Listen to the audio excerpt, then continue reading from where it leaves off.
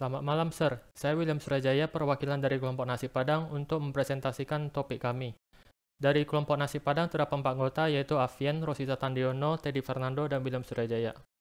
Topik kami adalah pengaruh internet terhadap minat belajar mahasiswa Batam. Alasan kenapa kami memilih topik ini karena internet seperti yang kita ketahui sudah menjadi suatu kebutuhan di zaman digital ini. Internet sendiri memiliki banyak manfaat, misalnya dalam bidang pendidikan. Mayoritas penduduk Kota Batam sudah menggunakan internet, termasuk mahasiswa Kota Batam ini. Jadi kami bertujuan untuk membuktikan apakah penggunaan internet itu mempengaruhi atau tidak minat belajar mahasiswa di Kota Batam ini. Yang pertama-tama, model penelitian yang kami gunakan ini kami ambil dari jurnal yang berjudulkan Analisis Penggunaan Internet Terhadap Minat Belajar Mahasiswa yang ditulis oleh Desi Pibriana dan Desi Ibarikoida.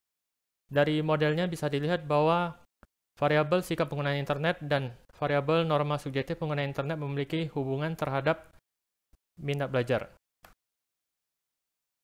Jadi hipotesis dalam penelitian kami adalah H10, sikap penggunaan internet tidak berpengaruh terhadap minat belajar mahasiswa. H1 alternate, sikap penggunaan internet berpengaruh terhadap minat belajar mahasiswa. H20, norma subjektif penggunaan internet tidak berpengaruh terhadap minat belajar mahasiswa. H2 alternate, norma subjektif pengguna internet berpengaruh terhadap minat belajar mahasiswa.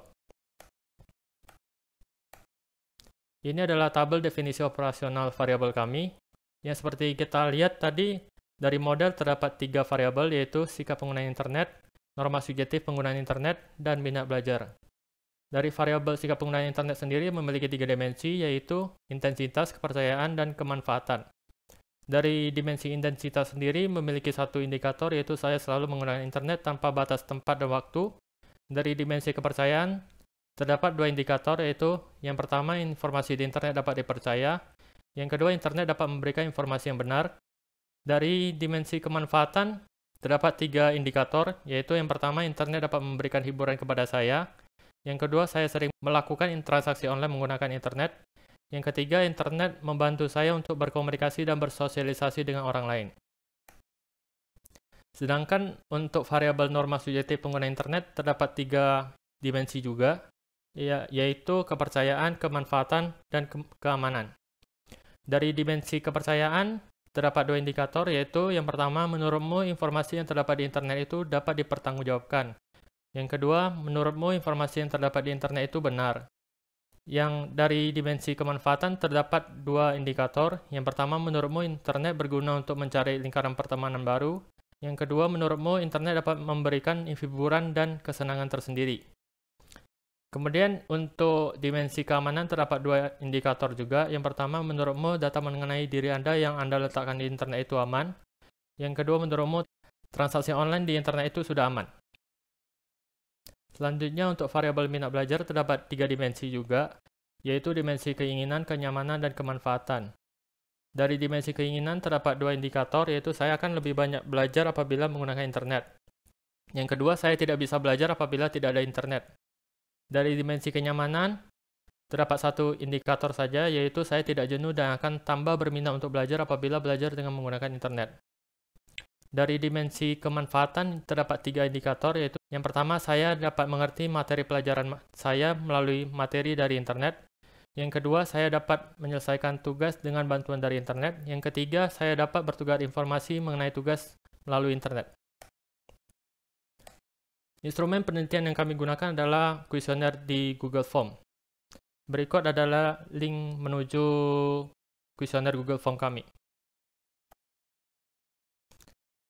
Sampling size. Berdasarkan website SurveyMonkey ini, kami memerlukan sampel size sebanyak 268 sampel. Ini dengan jumlah populasi 16.000 yang merupakan jumlah keseluruhan mahasiswa di Kota Batam ini. Confidence level yang digunakan adalah 90%, margin of error 5%. Sampling method yang kami gunakan adalah Stratified Disproportional Random Sampling Method. Dengan stratified berarti kami membagi tingkatannya menjadi 3, yaitu yang pertama mahasiswa Batam semester 2, yang kedua mahasiswa Batam semester 4, yang ketiga mahasiswa Batam semester 6.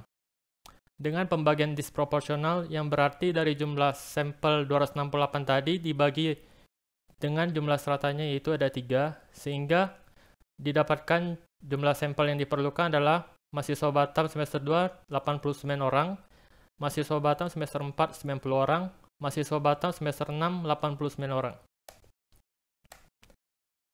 Ini adalah uji validitas yang dilakukan di aplikasi SPSS. Jadi untuk uji validitas ini kita menggunakan metode Pearson yang dimana dinyatakan valid apabila angka signifikansinya di bawah 0,005. Bisa dilihat untuk pertanyaan sikap penggunaan internet ini hampir semuanya dinyatakan valid kecuali yang pertanyaan nomor 4. Untuk pertanyaan norma subjektif penggunaan internet semuanya dinyatakan valid. Untuk pertanyaan minat belajar juga semuanya dinyatakan valid.